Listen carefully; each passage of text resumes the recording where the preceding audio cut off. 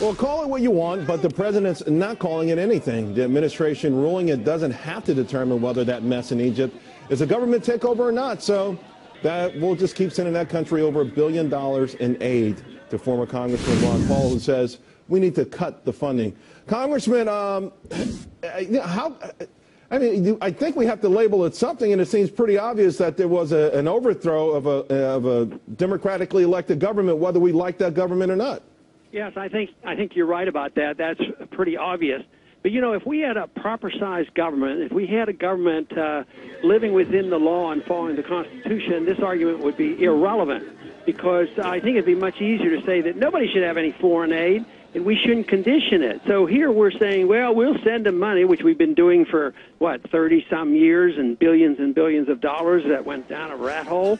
So I would say that this discussion about was it a coup or wasn't a coup, we're missing the point. We should quit funding these nations and trying to pick the good guys versus the bad guys, because it always seems to end up badly, and we're always switching sides. We put Mubarak in, and then we throw him out, and then we get another election, and then we help throw him out, and then we argue about the coup. I would say let's argue for the defense of this country and quit giving our money away. And I got to also say, Congressman, it also feels like there's no gratitude. The more money America gives a country, it seems like the more animosity they have towards us anyway. Yeah, you can't buy friendship, and besides, we don't have money. We have to just borrow the money from somebody or print the money, and it contributes, to it. But it is a bit arrogant for the president to do what he's doing. Even if we don't have the system I would like and make it much cleaner. There are some rules. He's supposed to follow them, and under the rules, he's supposed to cut off that aid.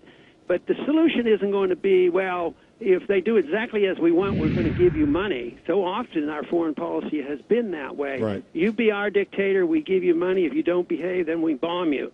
And I'd like to see someday that we have a different foreign policy. Yeah, well, you have a large following that agree. You just touched on something, though, with the president, and a sort of sense of arrogance with respect to rules that have been in place for a while. This week we know that Holder says he's going to go after Texas and their voting system, despite the Supreme Court ruling. We've seen a tremendous amount of arrogance at hearings on scandals, whether it's NSA, IRS.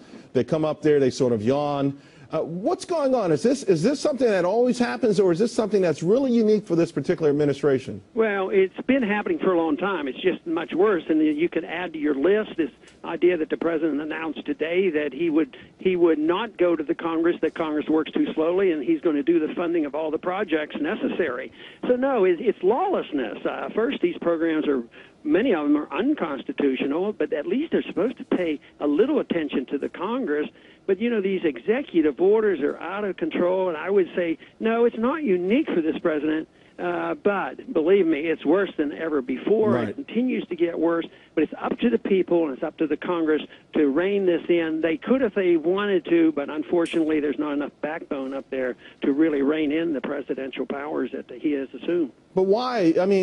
So why would Republicans allow this to happen? And the only theory I could believe is that they figure, okay, you know what, make this office the almighty, omnipotent, and sooner or later a Republican will have that kind of power. Why else would they lay down for this?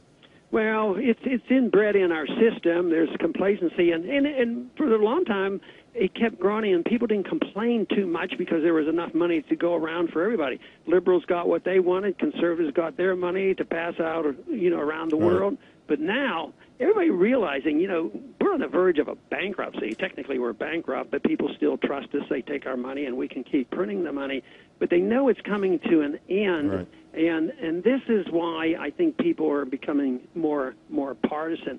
But it is a mess. It's the acknowledgement and the allowing of our presidents to usurp these powers and act on their own. That has been so dangerous, but it's been around for a long time. It's amazing. It's absolutely amazing. And to your point, somebody better draw a line in the sand real soon. We're glad you're still around to talk about it, and we appreciate your time tonight. Thank you. Thanks for having me. All right.